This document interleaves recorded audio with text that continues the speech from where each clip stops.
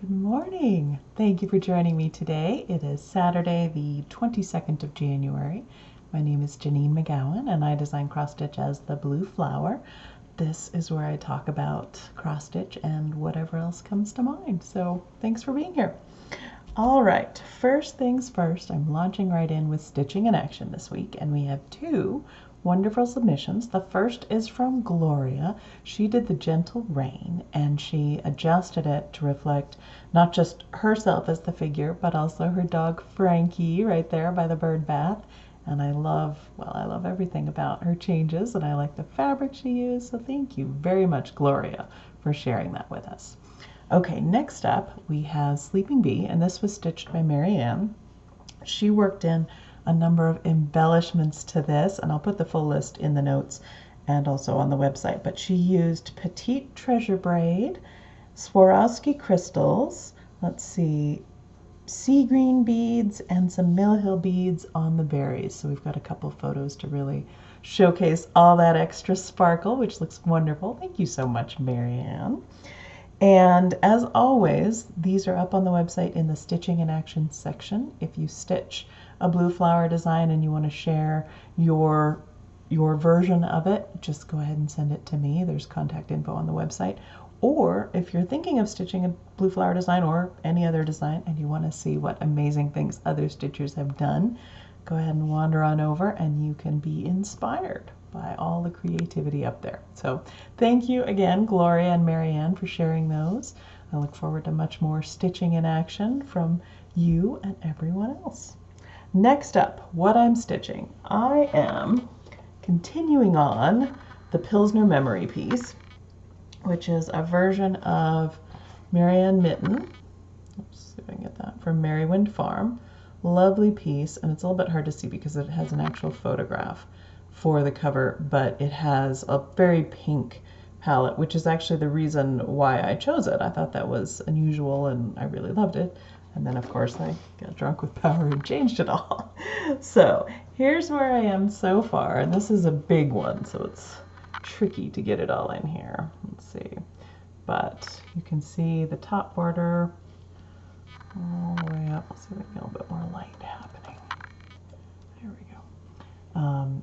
And it's big. This is on 40 count Rocky Mountain linen from xJudesigns, and it's still a honker. I'm almost done. I think the bottom edge will be probably right around here, and it's pretty much as big as this piece of board. So it's obviously been changed. Like I said, I got drunk with power and changed the colors, but it's been really easy to change because the border in particular comes in chunks.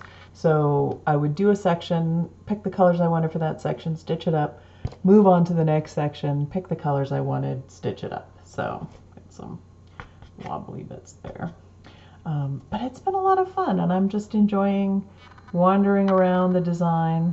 This is really difficult to show because it is so enormous, but I've been leaving a lot of things open for where I want to put Pilsner's specific memory personalizations, so that helps go quickly. But I've got the verse picked out, and I'm going to put some Pilsners here, maybe a Pilsner there, so some elements are left out until I decide exactly where I want to weave Pilsner into this piece. So that is what I'm stitching, and it's going to take me a while, but it's been a lot of fun and very helpful.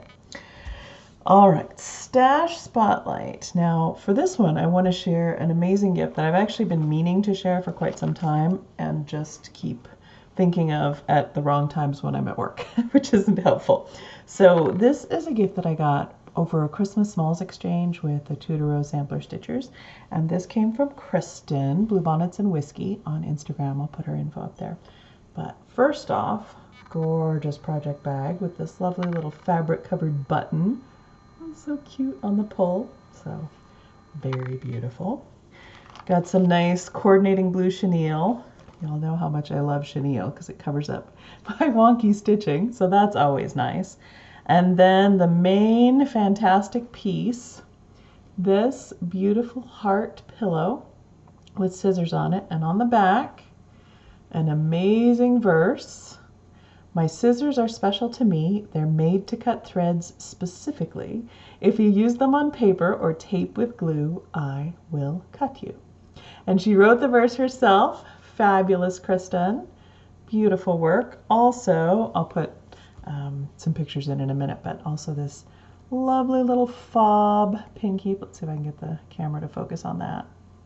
Might be tough because it's so tiny with these beautiful over ones, but I will actually take a break right now and put in some pictures so you can get a better look at these. Thank you so much, Kristen, and amazing, amazing creative work.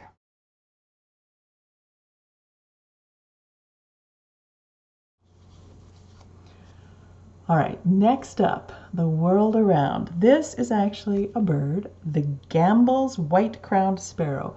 I have seen these birds visiting our yard since we moved here, and they're distinctive because they have this, looks like a little mohawk on the top of their head, but they weren't matching up with anything quite that I found in my books or online. And then, to the rescue, I found this great website called inaturalist.org, and I'll put it in the notes.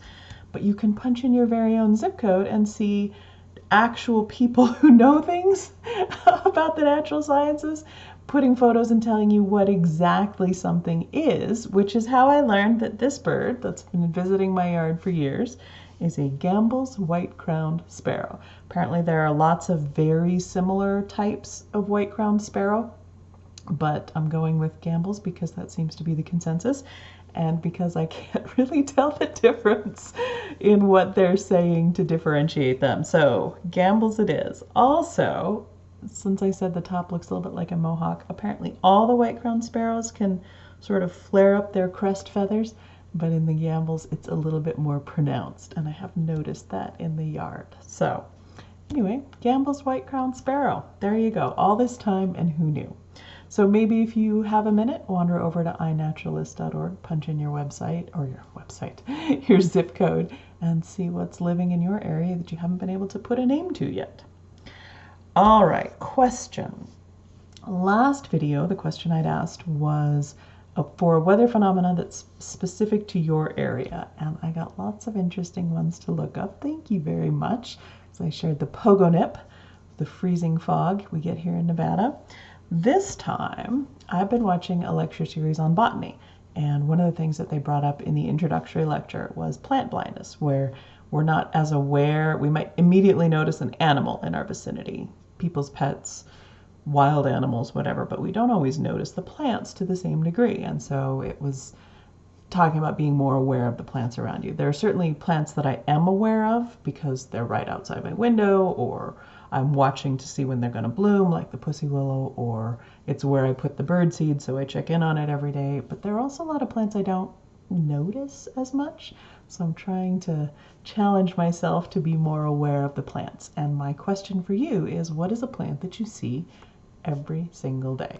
Almost, no rules, but I'd be curious to see what's around you in the plant kingdom where you are. All right.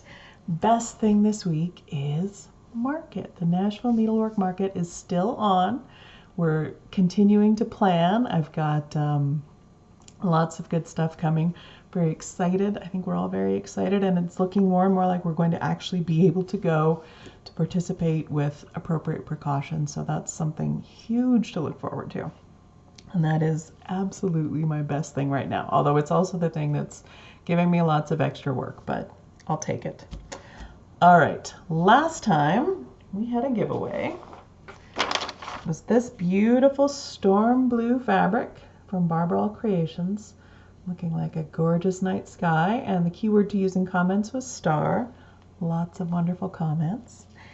And I have to say, as far as the comments, I usually try to respond to most, if not all, of the comments. Last time, so many people sent kind things about specifically Pilsner, and I was still just a little bit too emotional to respond very often, but certainly very much appreciated everybody who took a minute to do that. So thank you all, even if I didn't express it directly to you. It was noticed and appreciated. All right, so the winner with the comment star is Amanda Renshaw. Amanda, congratulations. You win the beautiful fabric. Get in touch with me let me know what your address is, and we'll get that headed off to you so you can stitch something wonderful on it. All right, this video, we're doing a giveaway, and as has become my custom, I thought I'd give a sneak peek of one of my releases that's coming up to market, and so the winner of the giveaway will be able to choose this or any other new release, or old release, frankly, whatever you want. So let me know. All right, without further ado, this one is called Our Hearts Go Out, and it's inspired by spring and all things spring adjacent, spring excited, spring is coming, all of that. So here we go. This is on 40 count weathered shingle linen from R&R. And we've got a beautiful bird, some truly enormous lilies of the valley, fresh spring colors, and it was a lot of fun to design this one. So here we go. Maybe if I'm lucky, I'll get this as my YouTube cover photo. So here we go. Our hearts go out to meet the spring. And if you'd like to win this or any other blue flower design, use the word heart in your comments and I'll choose the winner in the next video. That is just about it for me.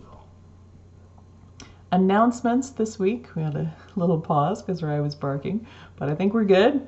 One announcement, I will be attending a retreat as a presenter at the Quilter Station the end of April. So they do still, as I understand it, have some places left. If you haven't signed up and you think you might want to go to that, go ahead and sign up at Quilter Station. I'll put the info in the notes, and I'm very excited to be there. We've got a slate of wonderful designers, so I'm thrilled to be one of those. And I look forward to seeing some of you in Missouri at the end of April. That's it for me. We've got puppy video at the end. Rye is especially beautiful, as always, and as many of you noted in your comments last video, she is the star, no question. But she lets us come along for the ride and share her pictures. So thank you for joining me today. I hope you have a lovely weekend, and I look forward to talking with you in a couple of weeks. Bye.